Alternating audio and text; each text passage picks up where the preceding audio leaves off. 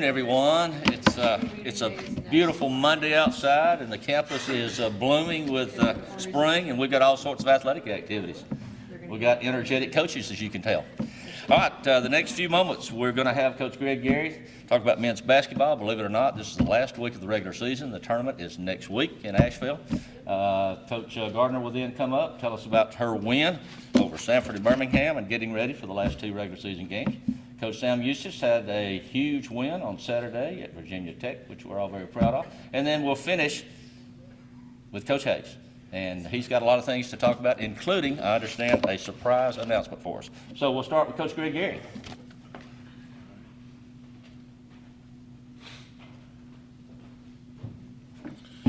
Okay, a couple close ones again in the wrong column. It can be frustrating at times, but our guys continue to, we just got to keep getting better. There are certain guys on our team that are in situations and roles that they've not been in before, so it's been hard. Gosh, our defensive numbers are really good, but then our offensive numbers are not good. That's just whenever, if we could, it's getting late in the season, if we could get on a run here and go into the conference tournament and get that offense up where it needs to be, and the defense where it is now, I think we've really improved in that situation, in that side of the ball. But our last, we've lost, I think, a total of 9 games by 4 points or less, and we're 2-7 in that. Or I'm sorry, we've played 9 games where we've lost by 4 points or less, and we're 2-7. So that's where we've got to continue, because in conference you're going to have a lot of close games. So we've got to do a better job of just finishing out, putting them in those situations, which we've been doing. But a lot of it comes down to experience and being able to have the confidence to close out games. So that's where we are. Looking forward to the last week of the regular season with Furman on the road at their place. Very good team, obviously. Bob does a good job. They got Slauson and Bothwell, who both of them could be Player of the Year in the league. Not a lot of people are going to give us a chance, but we're going to have a couple of really good days of practice and go up there and give them a fight and see what happens. And then we end with senior night on Saturday against Citadel at home. Coach, like you said, a lot of close ones recently, and the whole year kind of struggled shooting from three. The defense is playing well now. Just kind of tell me, is that factor of not being able to hit those threes now kind of getting to the team when it's like a 3-point game, back-to-back games like that? We're last in the league in threes made at 6 a game, which that's really, really low. And some of it is we're not making them, but also that's not necessarily a strength of this year's team. So we got to find different ways to win. And yeah, if we could hit 10, 12, it really does help. Because we've got to be able to score some more points. But we're missing some shots around the basket. Our free throws aren't as good as they need to. So there's other things besides being able to hit a three that we've got to do better. Kind of talking about John, just the growth you've seen from him so far this year. I mean, he continues to improve game after game after game, and he's a freshman. Yeah, his mentality, he'll make some freshman mistakes, which that happens, but I love his mentality. He's not afraid of a big moment, which sometimes you can teach and other times you can't. But I love his attitude. His shooting is going to continue to improve as long as he gets in the gym, which he will do. But his energy, his toughness, I'm really excited the way he has progressed this year. And Coach, what's the ideal spot now? I mean, 2 games left, kind of sitting in that 8 to 12 run. What would be ideally where you guys want to finish now and standing before going into the conference tournament? I don't know if we can finish 7th. I think 7th or any better than 7th. That would be a long shot, I think. So to me, it doesn't. 7 through 10, you got to play the first day. So you got to win 4 and 4. So I'm not really. We're in that slot probably, and that's what we have to deal with. So let's go out and see what we can do. Coach Nate, we're not leaving past Furman, but the senior day is coming up. You mentioned it a moment ago. It's always a big time. The last home game on Saturday when you honor those guys play their last home game. Yeah, it's always important to try to go out with a win for those guys that have put in time and energy and have been really good teammates. So that's something that love to have as many people as we can there to send them off on a high note and get a W. All right, thank you. Thank you, Coach. Appreciate it. Okay, Coach Gardner also playing 2 road games to finish out the regular season. Big win at Sanford on Saturday. Congratulations to Samantha for her big victory over Virginia Tech, and congratulations to Eric to finding his way to the press conference. Finding his way over here. And I'm staying for this one. I'm staying for this one for sure. We played a pretty good game versus Sanford. They were down 4 at halftime and played a pretty good second half. You know, they've got the player Andrea Bailey, who probably will be the player of the year, and so that was a matchup concern. Then they have Susie inside, who we did a much better job of here at home. She kind of went off that game, but we were able to get a lead and maintain the lead, which is a very positive thing to do this year. Coach, now seeds 1 through 6, anything can change this last week. With everyone playing about 2 games left, kind of tell me now, ideally for you. I know you want to finish first, but what would be kind of the best circumstance, and how do you get there to finish? Well, you're not going to like my answer, but I am not looking at the standings. I told my player, we had practice yesterday, I said, I'm not looking, I know one of my staff members is, I'm not going to call his name out. We got an email today from the SoCon that said, these are the tie-break scenarios that I did not read. So I'm not going to do that. And I know you want a fluffy, wonderful answer, but I'm not going. I don't live in hypotheticals very well, so I'm not going to hypothetically put ourselves wherever. We're just going to try to be playing pretty good basketball when we get to Asheville. That's a simple and that, but that's the truth. And I'd like to say you used to have kind of like a big 3 with Jaren, Shannon, and Amoria. Now you've kind of got another one going. Kind of tell me how that's been, just kind of those 3 now meshing. Amoria's finally really back to where she was, and just how they've really helped this team kind of keep progressing and even defense. Who are you talking about? Amoria, Angelina, and Aaron. Okay, you said Angelina? Okay, I wasn't sure. You said Amoria, Angelina, And Aaron. and Aaron. Okay.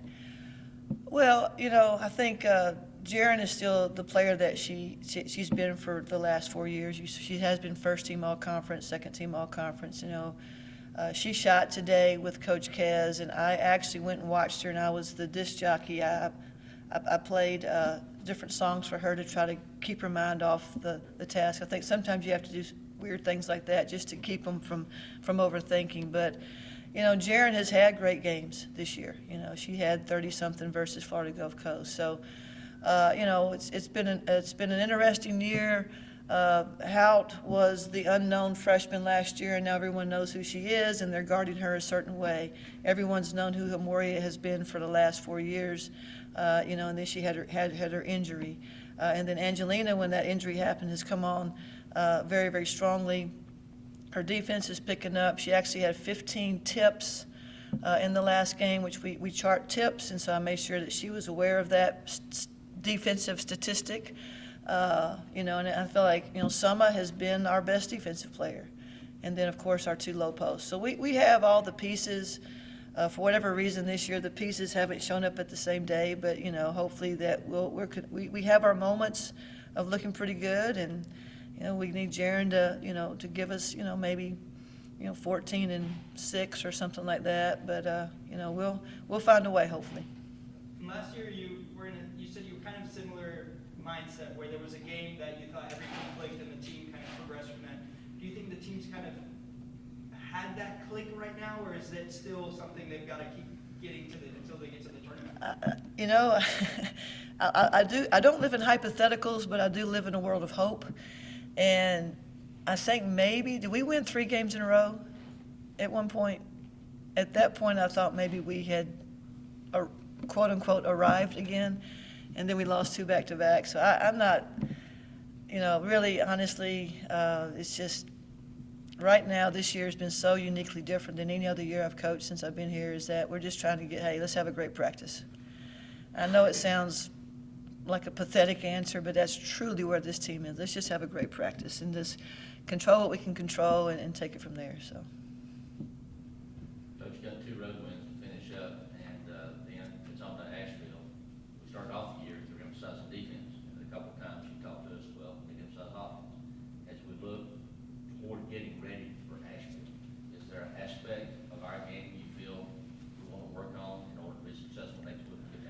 Well, Summer's out right now, so when you have your best defensive player, she got injured on Friday at practice, so you have a Thursday game and you're preparing for your Saturday game, and then all of a sudden she goes out on Friday mid-practice and so that you have to readjust everything over, not even overnight, within 12 hours, and so she is our glue to our defense. So without her, we have to draw from other places. So right now we're kind of in flux. I mean, we just need everybody. And I have horrible answers today, but we just really need everyone to be playing their best basketball on both sides of the floor. I thought Amoria, did the best job she could on Bailey. Angie had another, really impressive game. Summer was also our leading rebounder, so Summer doesn't get quite, we talked about our big three or big whoever they are, but Summer wasn't mentioned in that. In my mind, Summer is one of our most important players that doesn't get all the accolades in the stat line. So, Rick, it's hard to answer that question. There's a lot of questions going into Asheville that we normally don't have, but we've handled Asheville pretty well. I'm not thinking about Asheville right now at all. I'm just answering the question because you asked it. But right now we have Furman and we have Wofford, and Wofford's. I do know what the records are, and I know Wofford is trying to win the first championship ever. So I know that possibly could be a big game for them. But that's where we are right now. Coach, do you think finishing off on the road does it help you anyway going to the tournament because you're kind of on the road in a different situation and finishing off at home? We had the same exact schedule last year, and I made that aware to the SoCon as soon as we got our schedule. I said, look, you don't typically end with 3 road games in a row with the exact same schedule, which I'm not exactly sure how that happened. I have said this forever, that I like road games. I for some reason we play. I don't know if we play better on the road, but there's less distractions. I know what time they go to bed. I know what food they eat. I know that we have a lot of extra time in the hotel to watch film. We're normally, like right now today, they're in class. So I know that on that Friday when we're in Wofford, we will have our practice and our extra film time, and they won't have, and I'm not trying to say class is bad, but, sometimes it's tough when you have a Thursday game and, 3 of your starters are coming from class that end at 4:15. And they're supposed to have eaten pregame meal at 3:30, and your whole schedule gets off whack. And that's just part of being college athletics, but, I kind of like the routine of being on the road, quite honestly. So I don't like being in a hotel personally, but I like the routine of being on the road. What was on your playlist today when you were playing? Oh, I was very poor. I think I started slow, and I asked Jaren when she wanted old school. So then I went to Motown, and I got some good, and then I played "Oh Happy Day" from the movie Sister Act, and that was their favorite one. That was the best one I played. So anyway, it was very poor though. I mean, I didn't know what I was doing. Thanks, Coach Gardner. All right, women's lacrosse, Coach Eustace. You would, great win on Saturday. Tell us about your team, your season, and tell us about Saturday. Sure. And I'm sure just, with Susie and with Greg going into the SoCon tournament, I'm sure nobody else in the SoCon wants to see them. Doesn't matter what the seeding is. Doesn't matter how the season went. It's all about conference tournament time. So best of luck to both of them as they head into that shortly. For our team, I mean, it was a bit of a risk, I think, to schedule an opening game with an ACC team. They are the best lacrosse conference, and also being at Virginia Tech, we could have been in a blizzard, but we did luck out with the weather. It was actually pretty nice.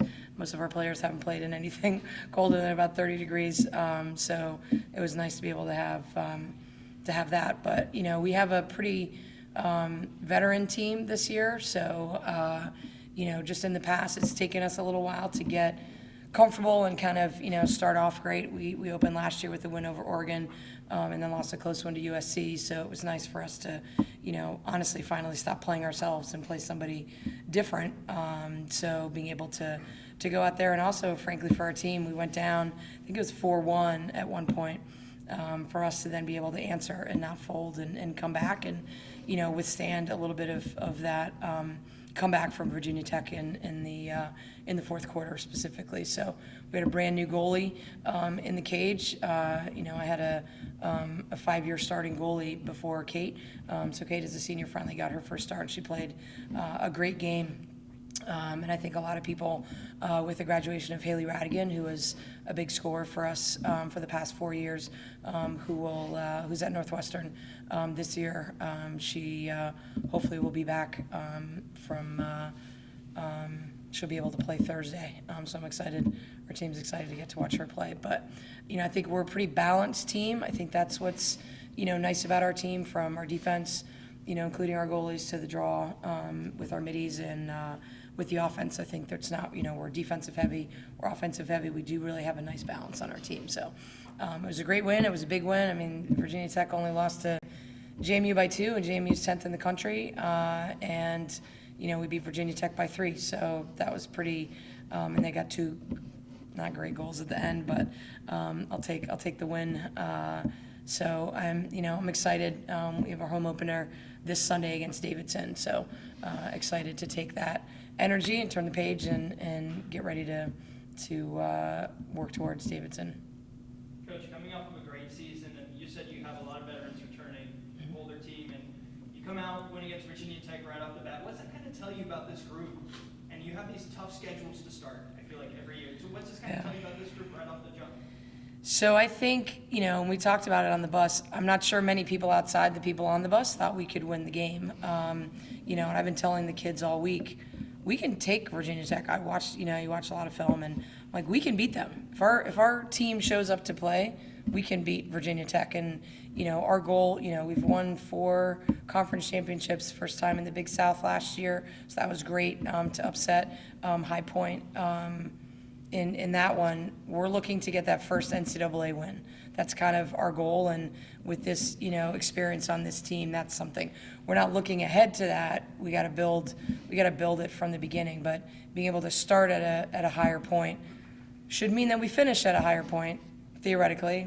All best laid plans for coaches. But I think there's a work ethic in our team and in our program that really helps with that. And we do play a pretty tough non-conference schedule. I think a lot of other teams don't really want to play us, to be honest. But, I also like the competition of playing those tough teams to help us get ready for conference, because conference is really where it's at. A lot of times people ask us, what's your record? I honestly don't know what our record is most of the time during the season. It doesn't really matter what our record is to me. Like, I don't care what our record is. I want to win. Don't be clear on that. I want to win games, but it doesn't matter what our record is, because it only matters for us. How do we do in conference? We win that, and we're going to the NCAA tournament. So, I think playing a tough non-conference schedule is what gets you ready for that.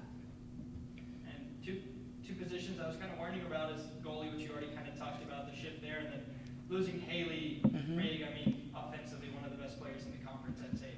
She should have been an All-American last year, yeah. Correct, easily. Kind of tell me who's kind of stepping into that role this year and kind of taking over. So what's interesting is we have a pretty balanced offense. We have four starting attackers right now: Chloe Schaefer, Shannon Yuri, Aaron Degnan, and Maddie Curry. Three seniors and a junior. And then we have some younger kids that'll get in there. So I think they all can score goals, and I think that's what's great. It's not shutting down one person, and the reality was in our Big South tournament game, they just triple teamed Haley.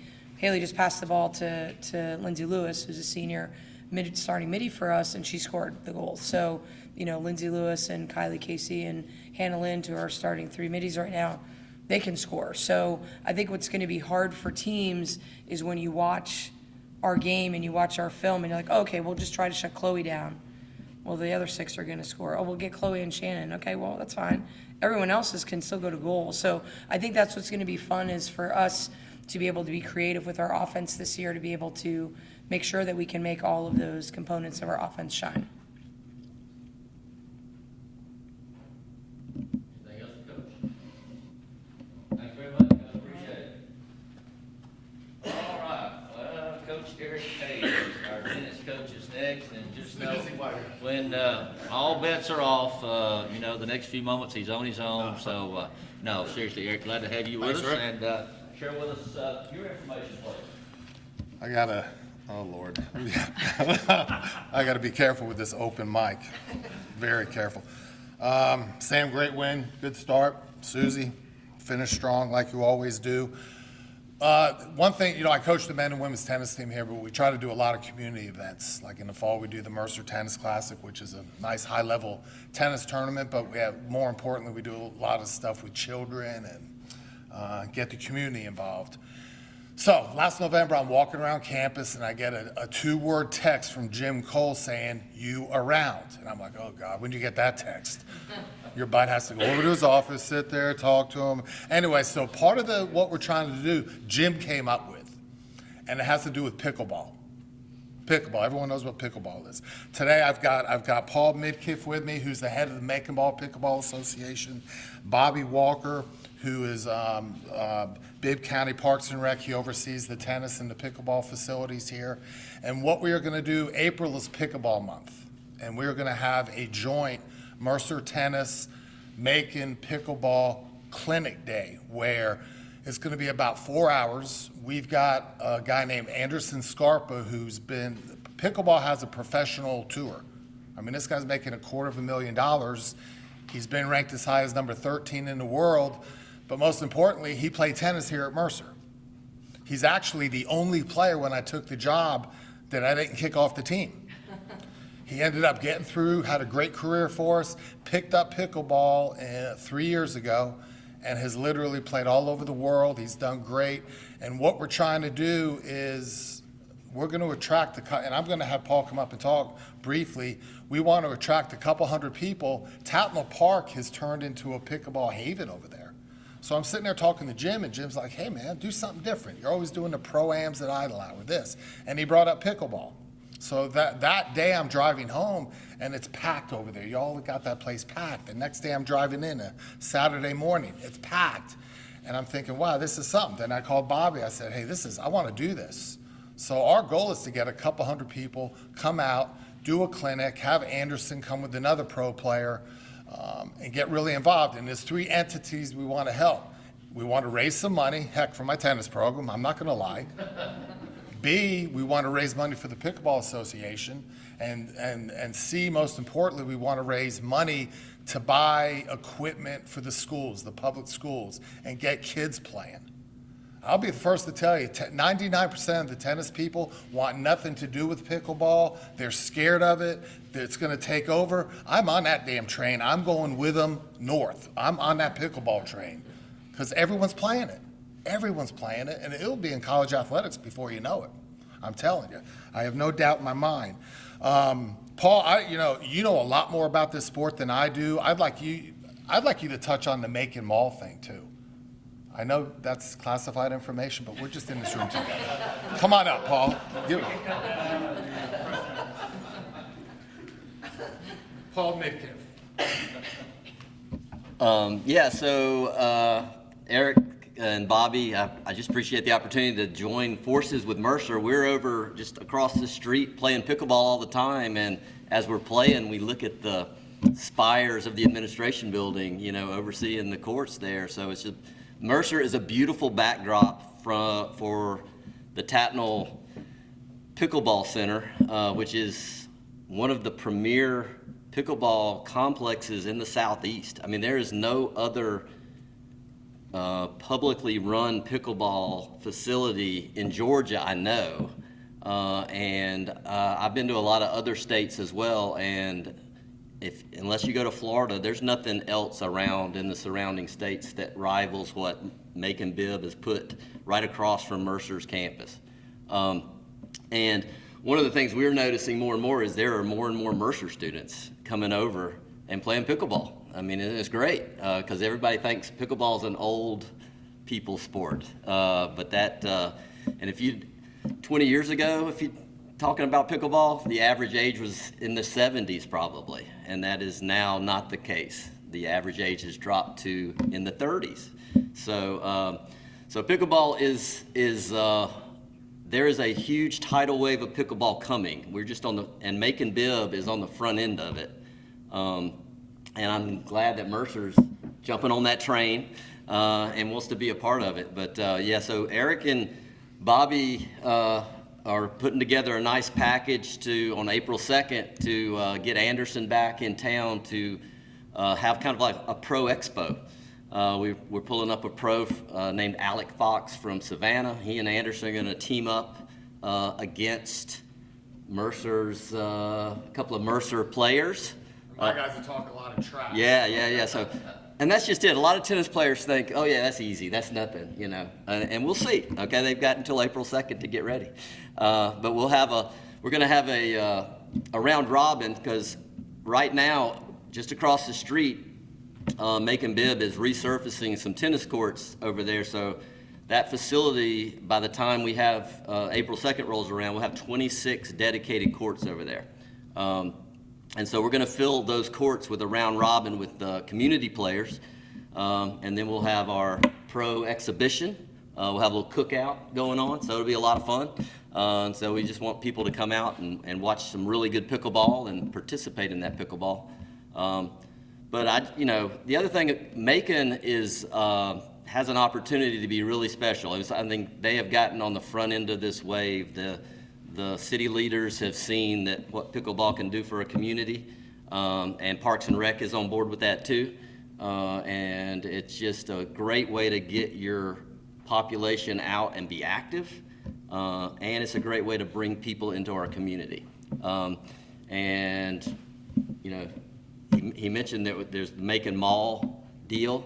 Macon will have the largest indoor pickleball facility in the world by this time next year, so that's really exciting. I mean, if I'm a tennis player, I want to go to Wimbledon and play tennis. If I'm a golfer, I want to go to Augusta and play golf. I think for pickleball players, they're going to want to come to Macon, Georgia to play pickleball. Okay? So, yeah, amen. Yeah, this is going to be the place. So let's embrace it and let's grow it and let's dream big.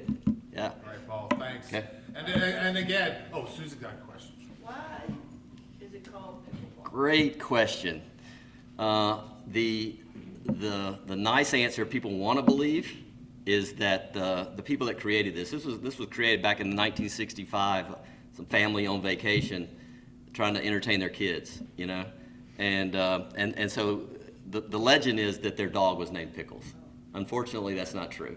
I mean, they did have a dog named Pickles, but it came 3 years after this sport was invented. So this was a rather affluent family, and the wife was on the row team, or crew team, I guess, for University of Washington. And so you have like your number one boat, you put everybody in, and then I think there's like a number two boat, and then there's the people that are left over get thrown into the pickle boat, is what they called it. And so she felt that the sport was kind of you threw together badminton, you threw together ping pong, you threw together tennis, and she was all thrown together, and they called it pickleball. So I really think if it was named anything else, it would already be in the Olympics. That was not kind of. Yeah, no, there's no doubt. The name is like. It kept me from, I'm still upset that I didn't play it earlier in life, and the name got to me, but man, I am all in now, as you can tell probably. But thank you. This is something we're trying to, and Paul, thank you, Yep. Bobby, thank you. It's not just a one-year gig. We're trying to do it every year and get it to grow, and, it's fun to raise money. It's nice to have nice things. It's college athletics. You gotta have nice stuff. You gonna have a website for people to sign up? Yeah, we're gonna actually, where's Amanda? Hey, Amanda, you're gonna help me with the press release, because I have no clue, but we're gonna get that going, and then we'll have a website people can sign up. We'll have different sponsorship levels. It's gonna be real similar to the pro tennis tournament, but it's just a one-day event. And we Can just, you join if you're a beginner and not good? oh yeah, right, Paul? Oh, yeah. Beginners, everyone, because I'm gonna play too. Now, it's a busy weekend, because the men play on Friday, the women play on Saturday, and then the pickleball event Sunday. So if we win both matches, I'll definitely be there. for men's and women's lacrosse too that weekend. Oh, y'all do? So, yeah, that'd be wild. Well, I'm gonna cook, and we'll have nice cold drinks. Yeah. But, So you've used the words round robin there a tournament with like a winner and a loser of the tournament, or is it a round robin style? Well, let me see. Paul, what do you think? So we will, the way we typically do round robins over there is, you will get on a court with, three other people, we'll assign you a partner. You'll play for probably 7 or 8 minutes, and, we'll blow a horn, and the team that's winning is gonna move up a court, and you'll change partners. And if you're losing, you're gonna move down a court, and you'll change partners. So it's a great way to meet people. That's a great way to think about pickleball. It's just a social sport, and so you can play for about 8 minutes, start another game, same deal. If you're winning, you're gonna move up a court. If you're losing, you're moving down a court and splitting partners. So you're gonna be playing with a lot of different people. We usually do that for about an hour and a half or so.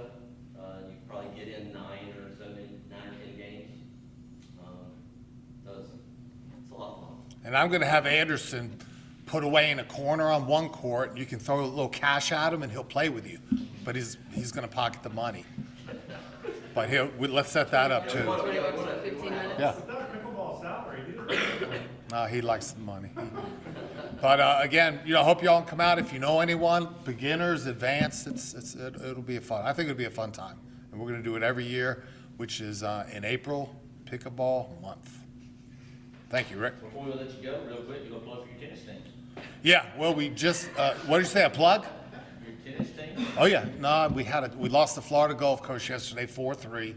Saturday, a tough loss. They're top 30 in the country. Played all right. We didn't drive home that day because I was pissed. But we got home late last night. We're going back to work today and get on it. We played it. We've beaten who we're supposed to beat up until now. We've lost to the teams ranked ahead of us, so we just got to keep working it. We're going to try to get those courts resurfaced, too. It'd be nice to play at home here soon, but we will. A lot of rain. Coach, how do you handle 2 teams? I mean, I don't sleep. I've done it a long time, for about 23 years, and it's not done much anymore, but it can be done. We want to win championships. I want to win like she's won. I've done that before, but, we've, the last couple of years, finishing 4th, 5th is unacceptable, And I took the job knowing I have 2 teams, so it's not an excuse. And the next people up on our schedule, we want to kick, win. Good? Eric, thank you so much. Thanks, y'all. Appreciate it. All right, appreciate everyone coming.